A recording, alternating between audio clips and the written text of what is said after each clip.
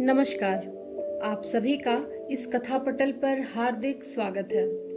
दोस्तों, आज के अंक में लेकर आई हूँ नई कहानीकारों में शुमार कमलेश्वर जी की कहानी, जिसका शीर्षक है देवा की माँ। आइए सुने ये कहानी। उसकी माँ दरिया बुनती थी और वह बेकार था। दरिया बुनने का भी कोई ऐसा बंधा हुआ सिलसिला नहीं था जिसे काम कहा जा सके। कभी कोई अपनी जरूरत से बुनवा लेता और कभी बेजरूरत भी उसे काम देने की नीयत से दे देता।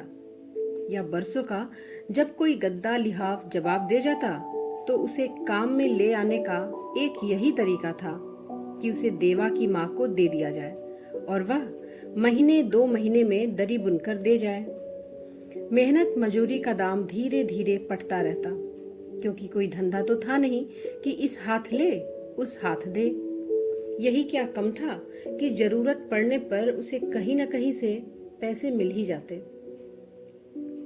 यहाँ के ये सारे परिवार एक दूसरे से बेतरह जलते थे, कुढ़ते थे, पर वक्त की मार ने उनकी जबानों को कुंद कर रखा था।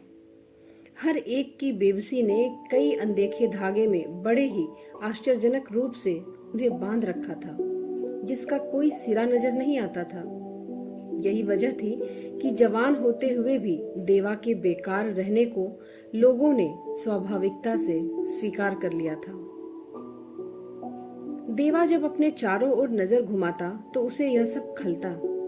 खुद अपनी माँ की बेईमानी चुभती, जो दरियों के लिए रूहड़ लेते वक्त पंसेरी पर आधा सेर ज्यादा लेने की नीयत से मैल के एवज में 5.5 सेर के लिए झगड़ती और इस तरह आधा सेर रुई बचा बचा कर 8-10 दरियों के बाद एक अपनी निजी दरी बनाकर बेच लेती। वह अपने चारों तरफ जब लोगों को देखता तो उसे लगता कि उनके चेहरे एकदम एक से हैं, जिन पर नफरत, प्यार, प्रशंसा या निंदा कुछ भी तो नहीं उभरती। अजीब सी एक रास्ता थी, जैसे एक शंकर से योगी हैं जो विष पी पी कर स्थिर से बैठे हैं, आंखें मूंदे हुए। इसलिए वह घर से भागा भागा रहता। मौलवी साहब के अस्तबल में लगे शास्त्री के छापा खाने में बैठा रहता। वहां की एक रस आवाज से जब मन उबता तो ठाकुर की इमली के नीचे वाले चबूतरे की महफिल में पहुंच जाता। कस्बे भर की सनसनीपूर्ण खबरें उसे शास्त्री के छापा खाने में मिलती रहती और सरकार के कारनामों की सूचनाएं ठाकुर की महफिल में जमा होने वाले बेसिक और नॉर्मल स्कूल के अध्यापकों और पंडितों से मिलती।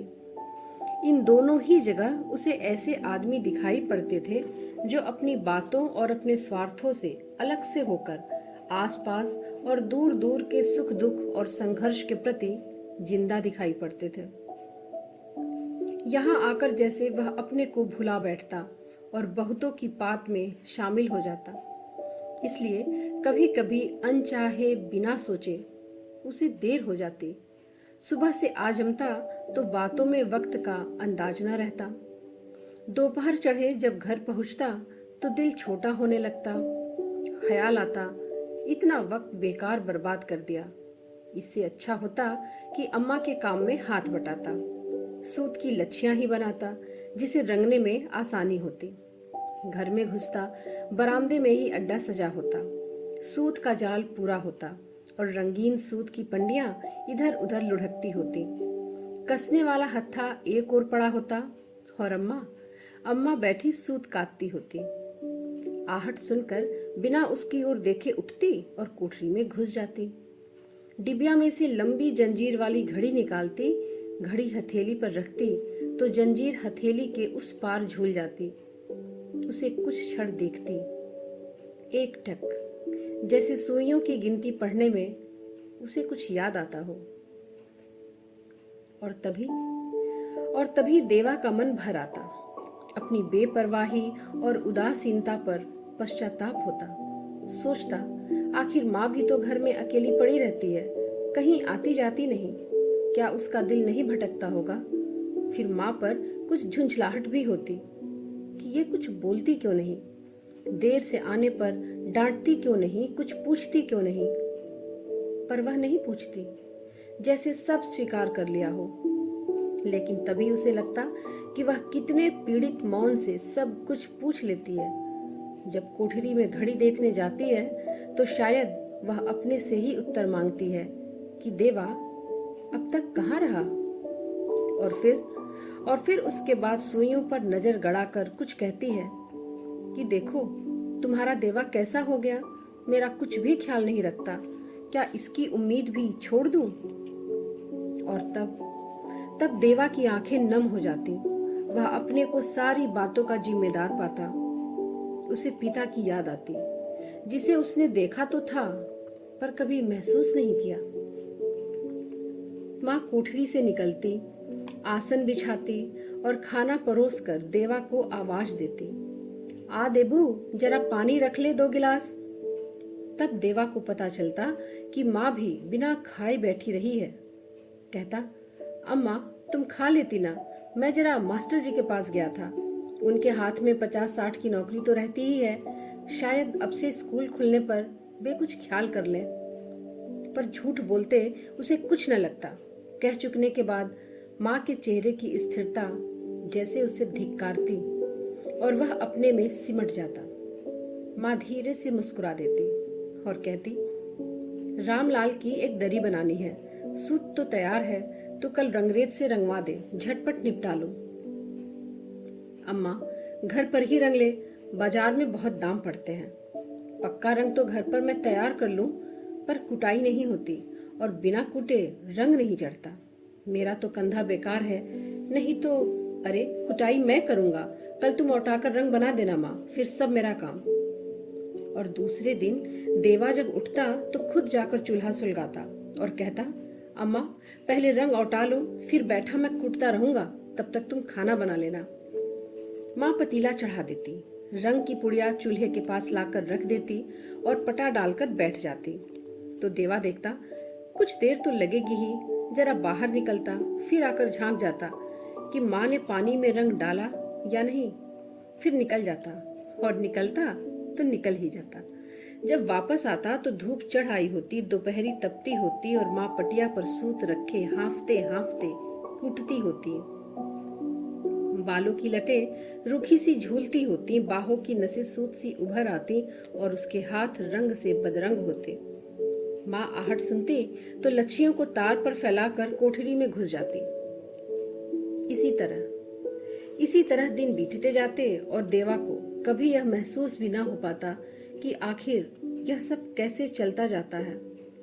माँ किन ख्यालों में डूबी रहती हैं और क्या सोचती रहती हैं, और न वह पूछ ही पाता, क्योंकि जब भी पूछने का अवसर आता तो वह घड़ी और उसकी सोने की जंजीर बीच में आ जाती।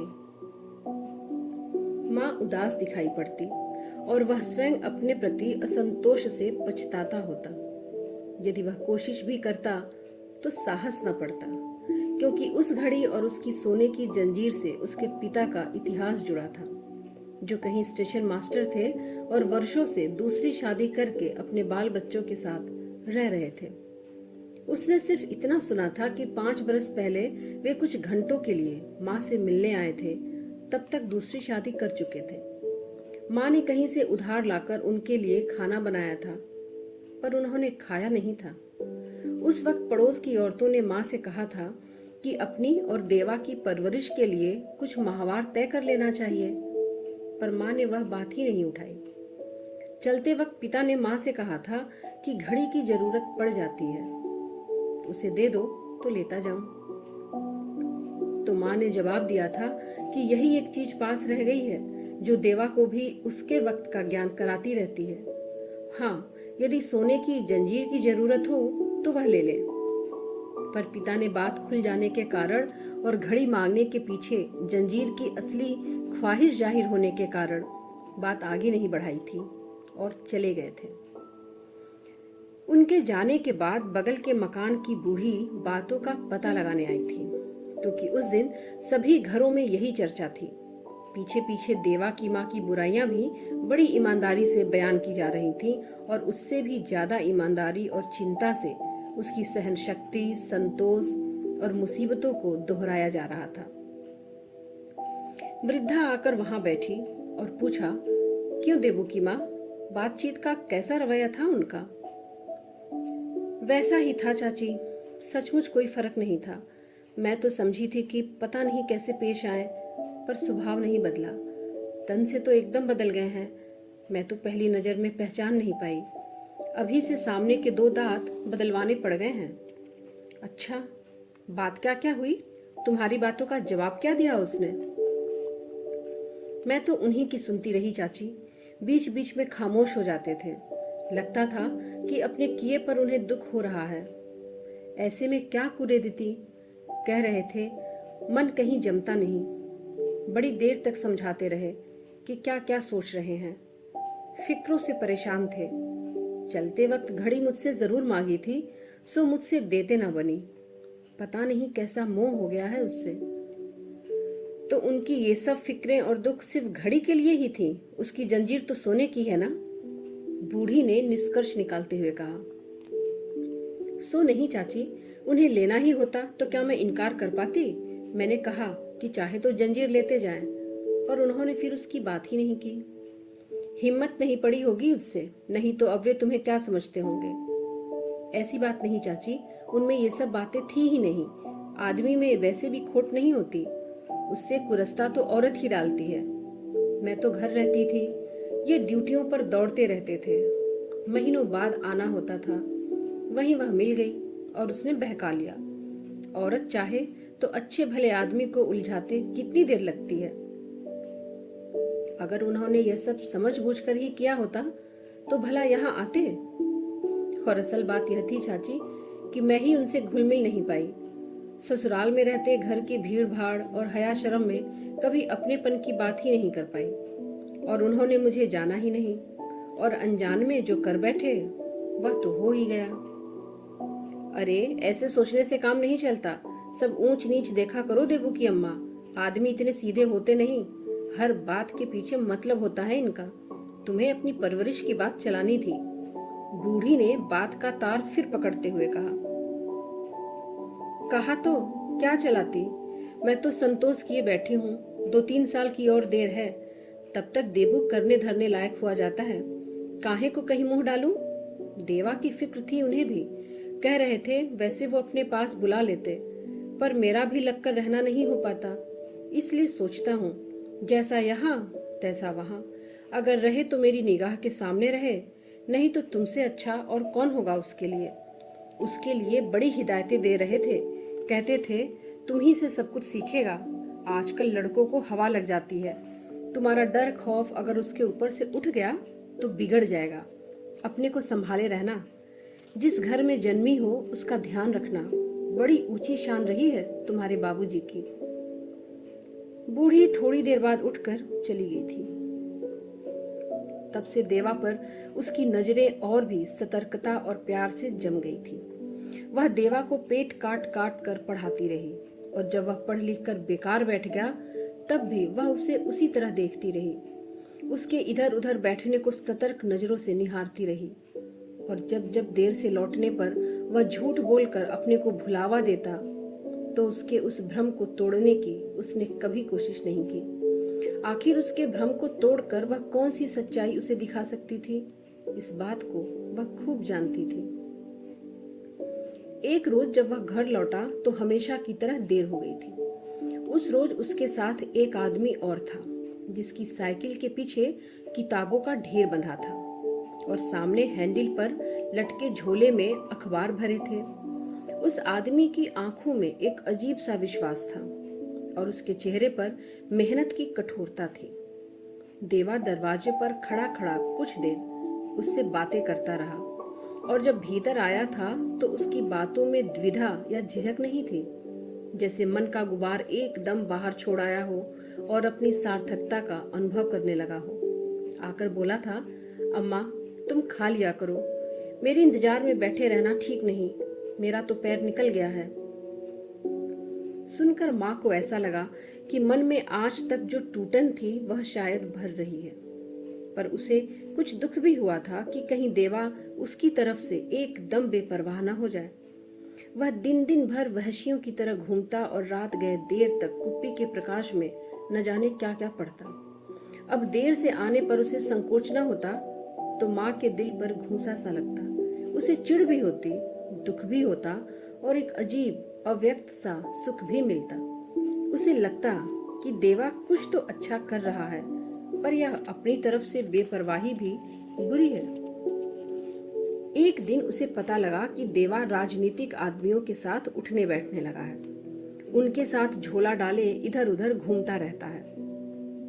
अब वह अपने बारे में या घर के बारे में उतना चिंतित नहीं है जितना कहीं दूर बैठे लोगों या शहर के दूसरे लोगों के लिए है। कभी कभी रात को भी बाहर रह जाता है। घरों में देवा की चर्चा होती कि वह अखबार बेचने लगा है। बेकार आदमियों की तरह घर घर दौड़ता फिरता है और 4 पैसे का अखबार पहुंचाता है। चर्चा अगर बुराइयों पर चल पड़ी तो देवा और उसकी माँ को एकदम काला करार दे दिया जाता, और कभी अच्छाइयों पर मुड़ गई तो उनकी जीवनी शक्ति के सामने सब सिर झुका देते।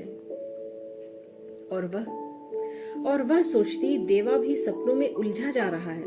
उसमें जो आग सुलगी है, जो स्थिरता आई है, वह उसे शक्ति देगी। पर वह दीन दुनिया की नंगी बातें करता है। उसकी बातों में कच्चापन है पर बचपना नहीं। और माँ को लगता कि देवा अब निपट अकेला नहीं है, वह बहुतों से अनदेखे रूप में जुड़ गया है। पर यह बात भी उसके दिल में बहुत नहीं जमती। आखिर इससे होना क्या है, इसलिए सोचते सोचते बात मुंह से निकल ही पड़ी। देवा अखबार बांट कर आया था। माँ ने खाते वक्त उससे कहा, देबू, तुम्हारा यह अखबार बेचना हमें अच्छा नहीं लगता। देवा चुप ही रहा। जब खाना खाकर चलने लगा तो माँ ने रोक कर कहा, यह 5 सेर सूत लेते जाओ, सामने तुलवा कर देना, जब आना तब रंगवा कर लेते आना। देवा ने सुना और एक झोले में सूत भर लिया। पूछा, कौन से रंग में रंगेगा? 4 सेर नीला और 1 सेर पीला, बॉर्डर के लिए। चलते चलते उसे याद आया तो बोला, अम्मा, मुझे समय नहीं मिलेगा, तुम मेरा कुर्ता जरा धोकर डाल देना, इस्त्री मैं कर लूंगा, कल के लिए कोई कुर्ता नहीं है। और वह चला गया। माँ ने कुर्ते को साबुन से धोकर कलफ और नील लगाया, तार पर फैलाया और इंतजार किया। पर देवा नहीं आया। खाना बनाकर बैठी रही, वह नहीं लौटा। रात आई और चली गई, लेकिन देवा के वापस आते पैरों की आहट नहीं सुनाई पड़ी। तुलसी के बिरवे के ऊपर बंधी अलगनी पर उसका कुर्ता सूख कर सिकुड़ गया, पर वह नहीं लौटा। माँ की आंखों से नींद उड़कर उसे खोजती रही, लेकिन किसी सूने पहर में भी वह वापस नहीं आया। और माँ ने यह भी स्वीकार कर लिया। अलगनी से कुर्ता उतार कर तह कर बक्से में रख दिया। पता नहीं किस वक्त आकर मांग बैठे। तीसरे रोज पंडित अपनी दरी मांगने जरूर आए। तब उसने यही कहा कि 6-7 दिन में पहुंचा दूंगी। देवा को सूत रंगने के लिए दे दिया था, पता नहीं किस रंगरेज के यहाँ डाल आया है। देवा कल परसों बाहर से वापस आ जाएगा तो 2-4 दिन में बिन के मैं खुद दे आऊंगी, परेशान न हो। कल परसों देवा वापस आ जाएगा? कहाँ की कह के गया है? वह साल भर से पहले नहीं आएगा। गिरफ्तारी हुई है कि मजाक है? माँ ने चौंक कर कहा था, गिरफ्तारी? आंदोलन किया है तो सजा भुगतनी पड़ेगी। सुनकर माँ ने खामोशी साध ली थी। बस इतना भर कहा कि दरी पहुंच जाएगी, जैसे भी होगी। गली में यह बात फैल गई कि देवा जेल चला गया है। यहाँ से कुछ लोगों के साथ वह करहल तहसील गया था, वहीं गिरफ्तार हो गया। सजा 1 साल की हुई है, लेकिन 200 रुपए जुर्माना भर दे तो आधी सजा कट सकती है। पर उसके साथियों में कोई जुर्माना भरने की बात को ठीक नहीं समझता। देवा ने जुर्म क्या किया है, इसके बारे में किसी को ठीक नहीं पता। जब माँ की समझ में कुछ नहीं आया तो वह हताश हो गई। गली के लोग इसलिए भी कोई बात नहीं पूछते थे कि उन्हें कहीं रुपए का इंतजाम न करना पड़ जाए। तब वह और किससे कहती? अकेली बैठती तो देवा के पिताजी का ध्यान बार बार आता। वे देवा के लिए कितने चिंतित थे। सोचा, अगर उन्हें पता चलेगा तो यही कहेंगे कि मुझे खबर तक नहीं दी। आखिर बेटा तो मेरा भी है, और कौन करेगा उसके लिए? जो हुआ सो हो चुका, पर क्या खून और प्यार के फर्ज छूट जाते हैं? तब एक दिन उसने उन्हें चिट्ठी लिखी। देवा करहल तहसील में गिरफ्तार हो गया है, कुछ कह के नहीं गया। थोड़े दिन पहले पंडित जी से यह खबर मिली है। वह यह भी कहते हैं कि 200 रुपया जुर्माना दे दिया जाए तो देवा की आधी सजा कट जाएगी। इतवार की रात को गया था। यहाँ बिल्कुल अकेली हूँ, जी नहीं लगता। देवा की वजह से बड़ा सूना लगता है। कुछ काम भी नहीं कर पाती। आप जो पैरवी ठीक समझे करके उसे छुड़ा लाए। हो सके तो यहाँ होते हुए आप करहल निकल जाएं। जो आदमी अपने काम से गया था और देवा की माँ का खत ले गया था, वह वापस आया तो लिखावट के 2 शब्द तक साथ नहीं लाया। जवानी उसने यही बताया कि स्टेशन मास्टर जी का कहना है कि मुझसे पूछकर और मेरी मर्जी से देवा चलता होता तो मैं अपना सिर भी रोकता। उसका क्या ठिकाना, आज छुड़ाया कल फिर चला जाएगा। नौकरी पेशा आदमी हूँ और ये सब काम करने के लिए वक्त चाहिए, वह कहाँ से लाऊं? कल ही मुझे दूसरी जगह रिलीव करना है। देवा की माँ ने सुना तो पहले विश्वास नहीं आया। सोचा शायद बेमौके चिट्ठी हाथ में पड़ी हो। पता नहीं दिमाग किन परेशानियों में फंसा हो कि यह खबर पाकर तिलमिला गए हों। जब ठंडे दिल से सोचेंगे तो शायद डाक से चिट्ठी डाल दें, या शायद अपने घर की बात बाहर वाले के सामने न करना चाहते हों तो भी चिट्ठी डाक से ही आएगी। लेकिन महीनों इंतजार के बाद भी डाक से कोई चिट्ठी नहीं आई। वह भीतर कोठरी में जाती, घड़ी हथेली पर रखती तो वही जंजीर हथेली के उस पार झूल जाती। वह घड़ी को पल दो पल देखती।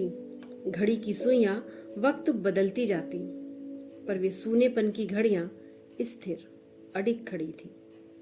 अकेलेपन के पल अमिट हो गए थे जिन्हें घड़ी की सुइयां नहीं हटा पाई।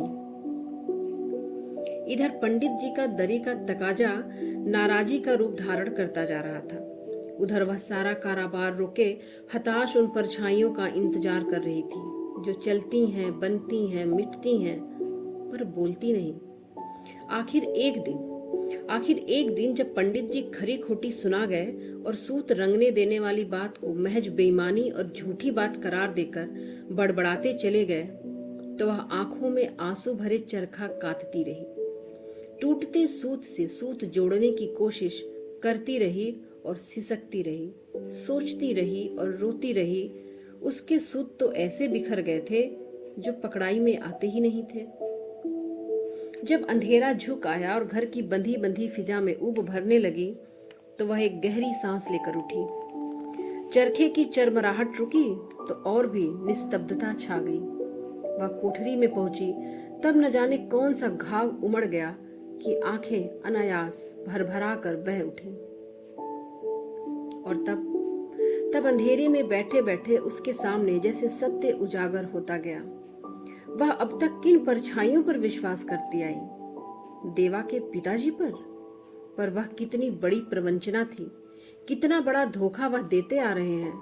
कितनी सफाई से सारी जिम्मेदारी टाल गए थे और कितनी खूबसूरती से उसके नारित्व और पत्नित्व को बातों से तृप्त कर गए थे, इसलिए कि वह कुछ और न सोच सके। वह सिर्फ यही तो चाहते थे कि वह इसी तरह लंगड़ाती, घिसटती और अधूरी रहकर भी पति के आकाशीय आदर्श की गरिमा में अपने को धन्य मानती रहे। वह नीचे उतरकर धरती का स्पर्श न करने पाए।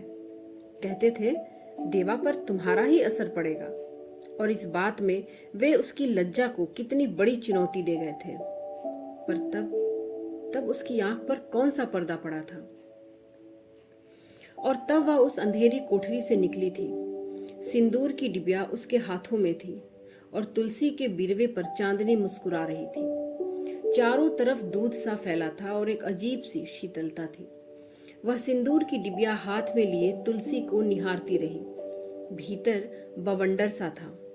कांपती उंगलियों से उसने डिबिया खोली और सारा सिंदूर तुलसी की नीली नीली पत्तियों पर बिखेर कर अपना सुहाग उसे सौंप सजल नयनों से उस बिरवे को ताकती रही। तुलसी की पंखुड़ियां सिंदूर मिली दुधिया चमक से जैसे और भी नीली पड़ गई थीं, और वह तुलसी के बिखेरुए पर माथा टेके उस निपट अकेली रात में अपने एकांकीपन को सोच सोच कर खिसिया कर रोई थी।